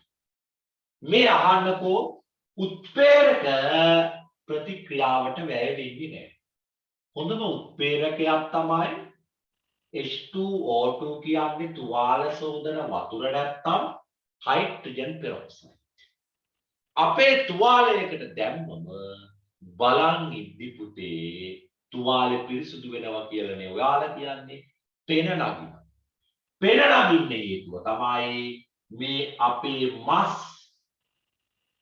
මස් මෙයාට උත්ප්‍රේරකයක් ලෙසට ක්‍රියාත්මක වෙනවා. සර් මාර වැඩේනේ සර් මම දැම්ම හයිඩ්‍රජන් පෙරොක්සයිඩ් මස් උත්ප්‍රේරකයක් කියනෝනේ සර් දැම්ම විතරයි සර් පෙන දාලා තිබුණු හිල ලොකු වුණා. මේ තුවාලේ ලොකු වුණා. මං කියනවා නේ යනෝ හලෝ යන්න බොරු කියන්න එපා. මස් වලට දැම්මම පෙන එන එක නම් හරි. කවදාවත් තුවාලේ ලොකු වෙන්නේ නැහැ. මස් වැය වෙන්නේ නැහැ. එයා මස් ඉඳගෙන ප්‍රතික්‍රියා ශීඝ්‍රතාවය වැඩි කරනවා. මස් මේකට දාන්න ඕන MnO2 කියන මැන්ගනීස් ඩයොක්සයිඩ් උත්ප්‍රේරකයක්. දැම්මම මෙයා ටග්ගාල H2O සහ O2 හදනවා. සමීකරණය තුලිත වෙන්න ඕන නිසා අපි දානවා 2 H2O ධන O2. එහෙමනම් මේ හරියට උත්ප්‍රේරකේ මෙන්න මේවා. දෙන්නෙක් අතර තියනවා සම්බන්ධයක්. වර්ධවා වටහා ගන්න එපා. මෙයා බෝයි කෙනෙක් කියමුකෝ. මෙයා ගර්ල් කෙනෙක් කියමුකෝ. දෙන්න අතර සම්බන්ධයක් තියෙද්දි ඔන්න දෙන්න අතර සම්බන්ධයක්. මේ සම්බන්ධේ වඩා තීව්‍ර කරන්න මැදට එකෙක් කෙනා. ඌ ඉස්සර කිව්වේ ඌට කපු මහත්තයා. වර්තමානයේ සාමාන්‍යයෙන් කියනවා ඕනම සම්බන්ධතාවයක අතරමැදි කරුවාට බෝකර් කෙනෙක් කියලා. ඒ නමිනුත් පට බැඳෙනවා. මූ කියනවා මෙයාට අනේ මෙයාට කෙලින් කියන්න මූට පොන්දක් නැහැ. මූ මෙයාට කියනවා මේ මම මෙයා ගැන යම්කිසි අදහසක ඉන්නවා කියලා. උඹ ගිහින් ඒක අහපන් මුගෙන් කියනවා. හිතන්නකෝ මූ කිව්වේ එච්චරයි. මූගේ මෙතෙන්ට කියනවා මාර වැඩේනි අන්න අරු කිව්වා ඔයා ඊරේ හීනෙනුත් දැක්ක කියලා. අනේ මෙහෙමයි. වික මූ කිව්ව දේ එක හත කරලා මෙතෙන්ට කියනවා. හැබැයි එක හත කරලා කියන ආකාර දෙකක් තියෙනවා. ඔයා හීනෙනුත් දැක්කා ඔයා විතරමයි ඔයා නැත්තම් මැරෙනවා කිව්වා. එහෙමත් කියලා කියනවා. එහෙම කියන්න මෙතන අතර බන්ධනය හොඳට ශක්තිමත් වෙනවා. දෙන්න අතර ප්‍රතික්‍රියාව වේගවත් වෙනවා. ඉක්මනින්ම දරු පැටවු ලැබිලා ලස්සන ජීවිතයක් ගත කරන්නේ. අන්න ප්‍රතික්‍රියා ශීඝ්‍රතාවය වැඩි කරා. අනේ මෙයා පැත්තක හිටියේ මෙයා කරේ මේ දෙන්න අතර ශීඝ්‍රතාවය වැඩි කිරීම විතරයි. කවදාවත් මෙයා නිසා මෙයාට මොනවත් වෙන්න ගියෙත් නැහැ. මෙයා නිසා මෙයාට මොනවත් වෙන්න ගියෙත් නැහැ. ප්‍රතික්‍රියාවට ශීඝ්‍රතාවය වැඩි කරා පැත්තකින් ඉඳගෙන. පැත්තකින් ඉඳගෙන ප්‍රතික්‍රියා ශීඝ්‍රතාවය වැඩි කරා. හැබැයි මෙයා වැයුනේ නැහැ. හැබැයි මෙයා වැය නොවුනට මේ අතර මේට බයිසිකල් පැදලා ඒට බයිසිකල් පැදලා ඔය මේ දේවල් වෙලා මුගේ වෙනස්කම් ටිකක් වෙන්න පුළුවන්. ඒ කියන්නේ මෙතෙන්ට අපි ඝන උත්ප්‍රේරකයක් දැම්මොත් අපිට ද්‍රව විදියට ඒක ලැබෙන්නේ. පැහැදිලි නේද? උත්ප්‍රේරකයක් කවදාවත් රසායනික ප්‍රතික්‍රියාවට වැය වෙන්නේ නැහැ. ප්‍රතික්‍රියාවේ ශීඝ්‍රතාවය වැඩි කරනවා විතරයි. හදිසියෙ මූ මේ ගානේ පැත්ත කිව්වේ. බලපන් මූ කිව්වා තුනොදකින් කියලා උඹ. දකින්නවත් කැමති නෑ කිව්වා. මලගිරි කිතයි කිව්වා. අප්පිරියයි කිව්වා. එහෙම කිව්වොත් මූ මේ දිහා බලන්නේවත් නෑ.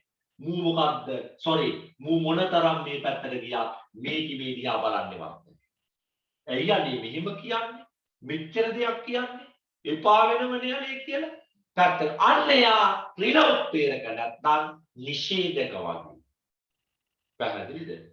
ප්‍රතික්‍රියාවට වැය වෙන්නේ නැතුව ප්‍රතික්‍රියාවක ශීඝ්‍රතාවය වැඩි කරන සාධක උත්ප්‍රේරක ලෙස හඳුන්වනවා.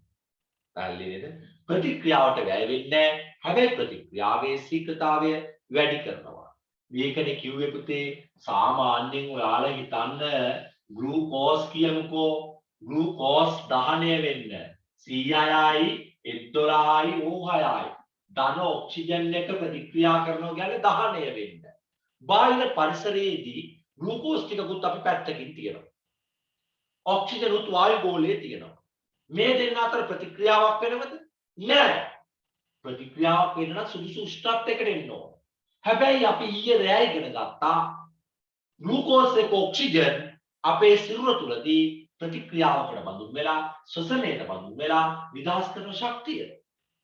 එහෙමනම් අන්න එතෙන්දි වෙන්නේ මොකද්ද?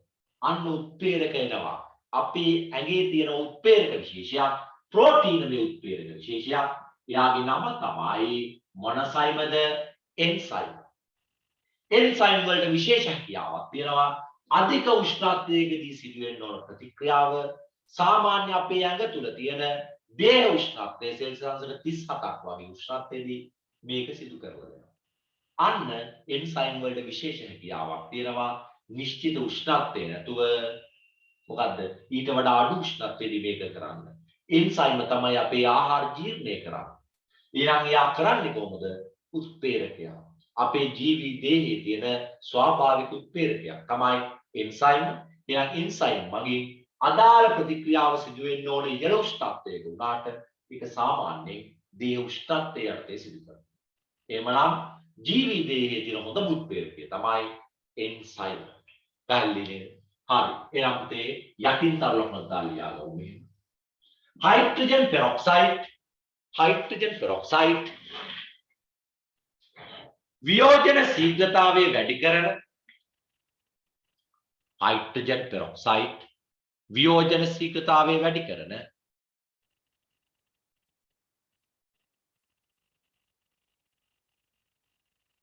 හයිඩ්‍රජන් පෙරොක්සයිඩ්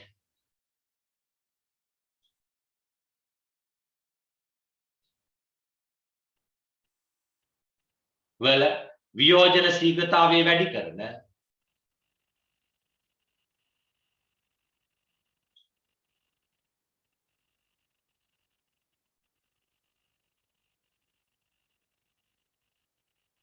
හයිඩ්‍රජන් පෙරොක්සයිඩ් වල වියෝජන ශීඝ්‍රතාවය වැඩි කරනවා.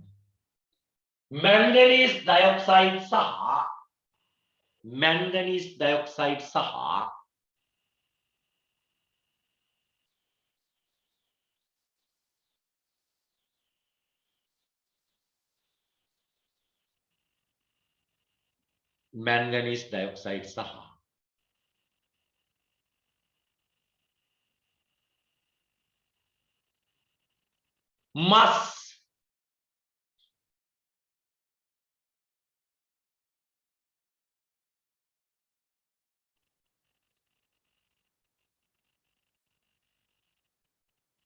මස්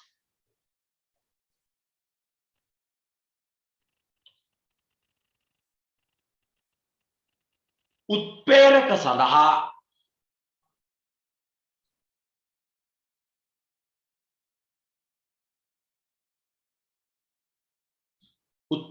සඳහා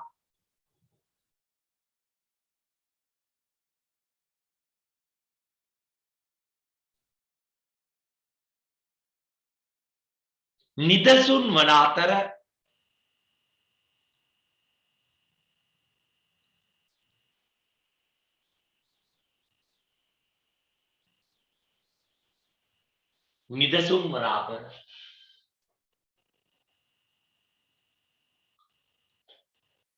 එම ප්‍රතික්‍රියාවෙන්ම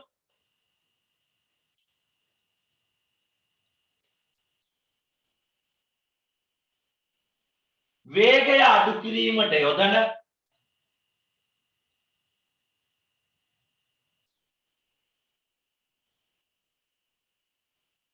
සල්ෆියුරික් අම්ලය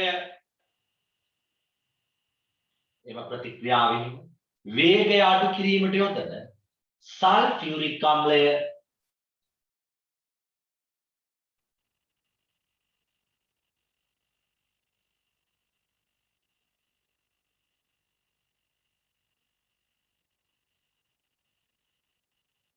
ප්‍රතික්‍රියා ශීඝ්‍රතාවය අඩු කරන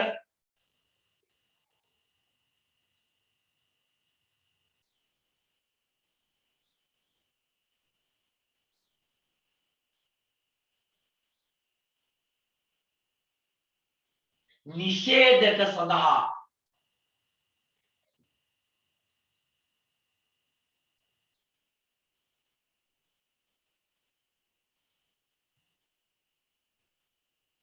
නිදසුන් වේ.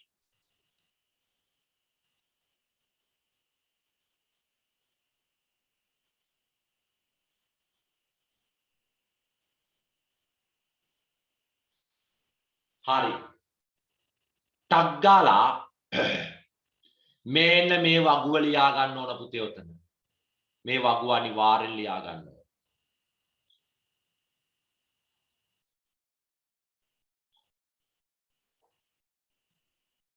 ටක් ගාලා ලියා ගන්න වගුව.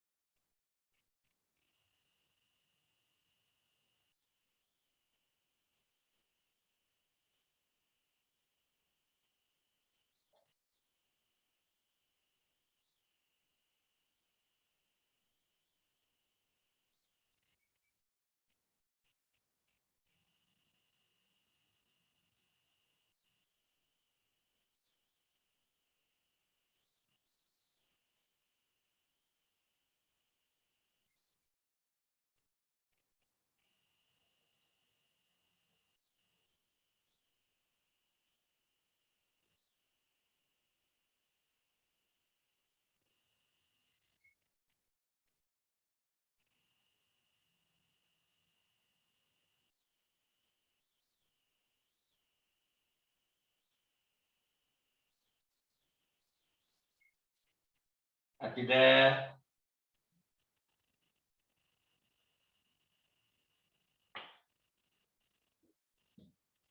ඇතිද වෙලාව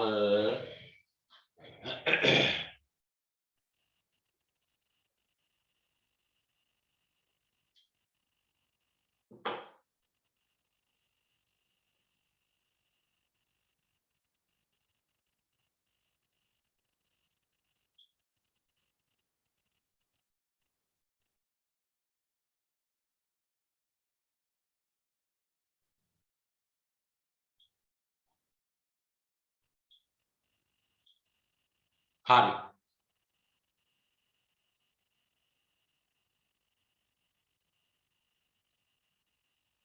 මේ බලන්න අපිට ඊට පස්සේ කියලා දෙනවා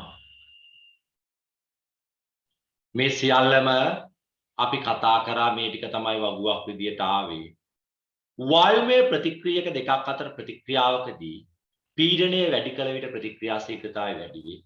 ඔබේ පිළිතුරට හේතු පහ ගන්න. පුතේ මේ බලන්න වායුමය ප්‍රතික්‍රියකවල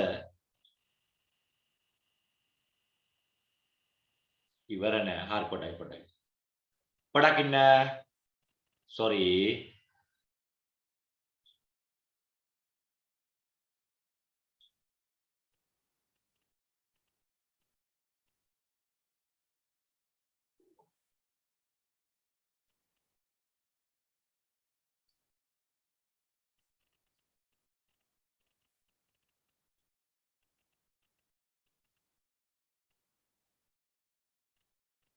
හරිද?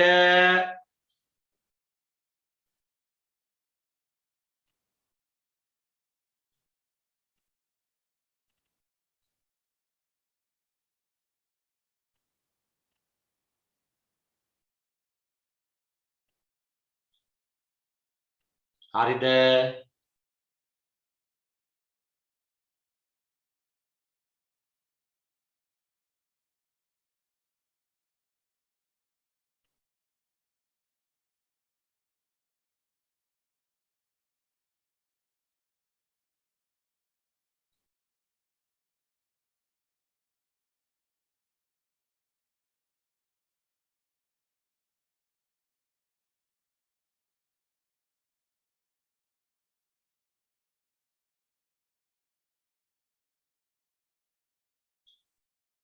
හරි.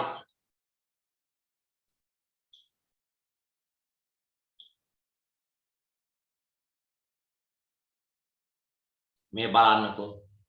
දැන් වායුමය මේ බලන්න මෙන්න වායුමය ගැන. වායුමය ප්‍රතික්‍රියකවල පීඩනය හොඳට බලන්න.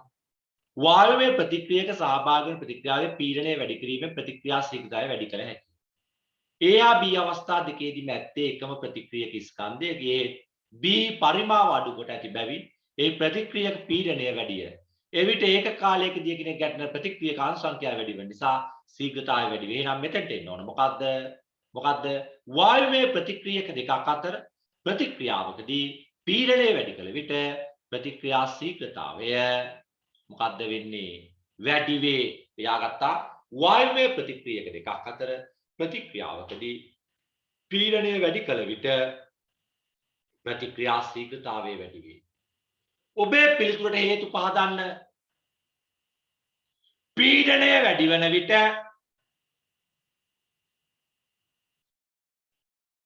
අංශු අතර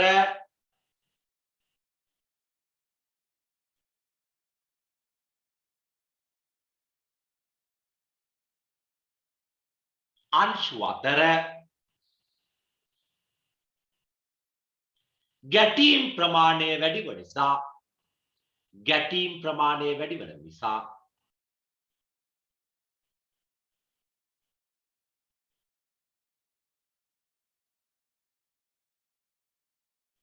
ප්‍රතික්‍රියා ශීඝ්‍රතාවය හරි පීඩනය වැඩි වන විට අංශු අතර ගැටීම් ප්‍රමාණය වැඩි වන නිසා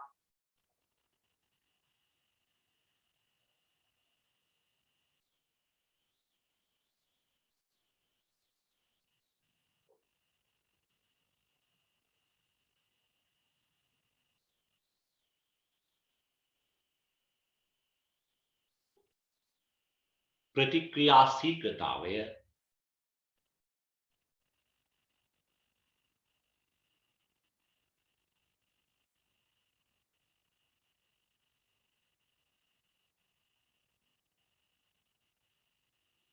වැඩි වේ.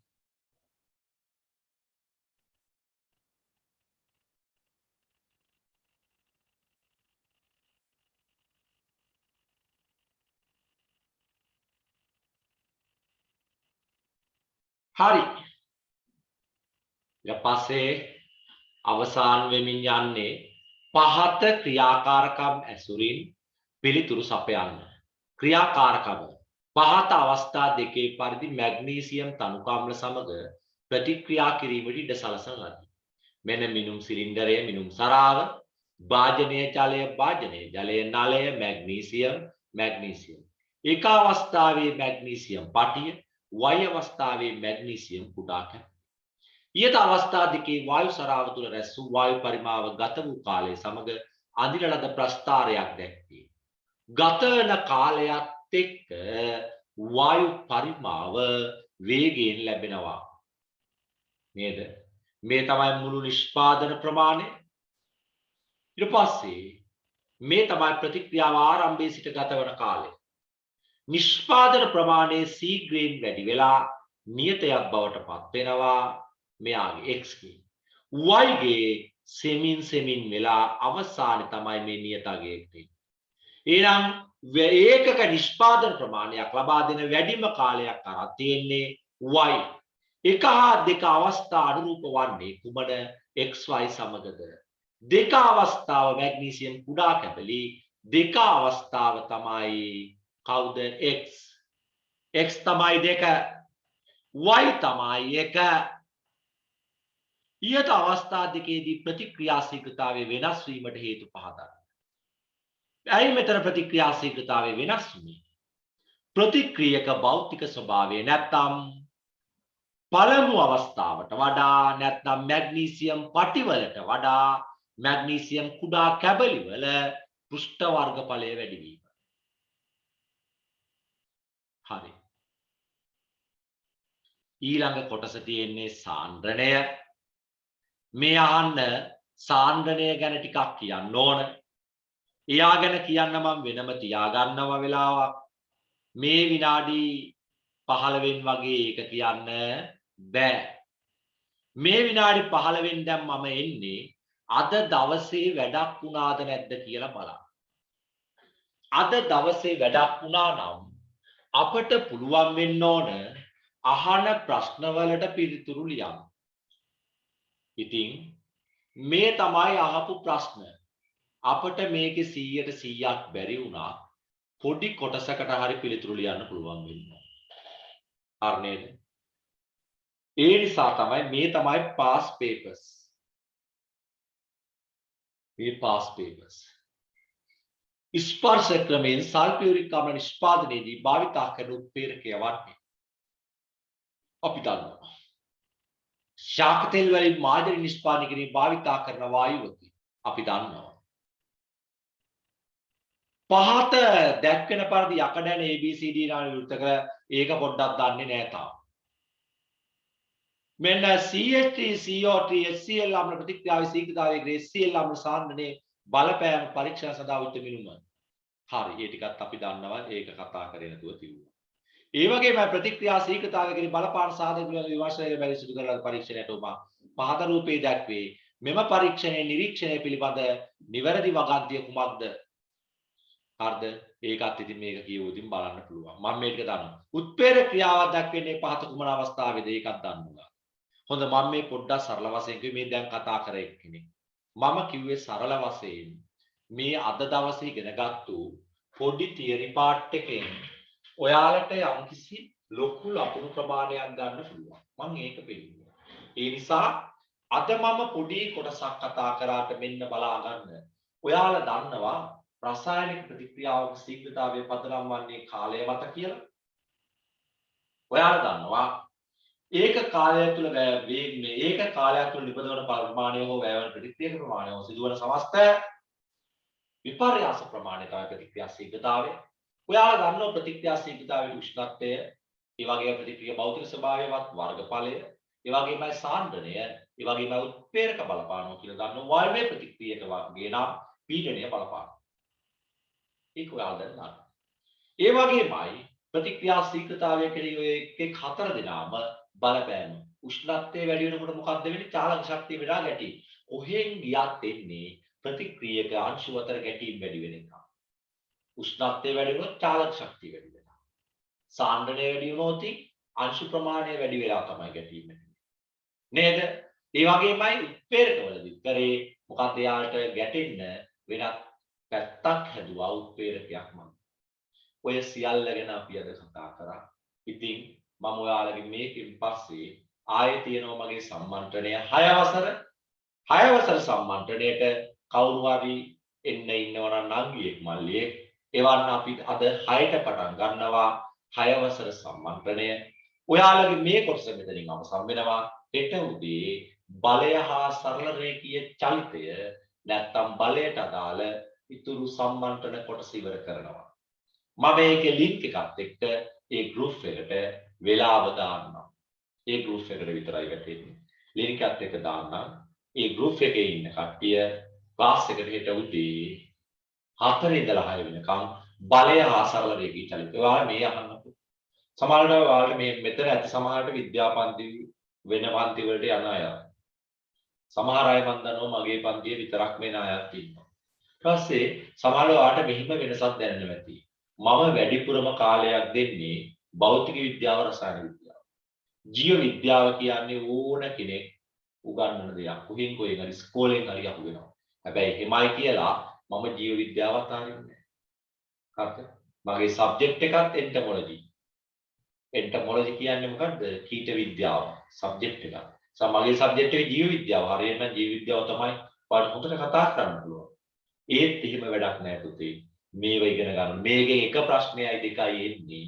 ඒ ප්‍රශ්න දෙක හරියට ලියුවොත් ලකුණු ටික ගන්න පුළුවන්. ඒ නිසා භෞතික විද්‍යාවට, රසායන විද්‍යාවට, ජීව විද්‍යාවට තුන් දෙනාටම සමාන තැන් දෙන්න ඕන. ඒ නිසා මම ඊළඟ සම්මන්ත්‍රණේ හිතාගෙන ඉන්නවා සම්පූර්ණයෙන්ම මේ වගේම රසායන විද්‍යා පාඩමක් තියෙන. දැනට අපි කරලා ඉවර කරපු නේද? බන්ධන පාඩමේ ප්‍රශ්න ටිකක් කරන්න. ඒ නිසා ඒක කවද්ද තියෙන්නේ කියලා මම කියන්නම්. එහෙමනම් අදට මම රිවිෂන් එක මෙතනින් අවසන් කරනවා. හරි පොඩි පොඩක් නායි chat කරනවා. අදට මම රිවිෂන් එක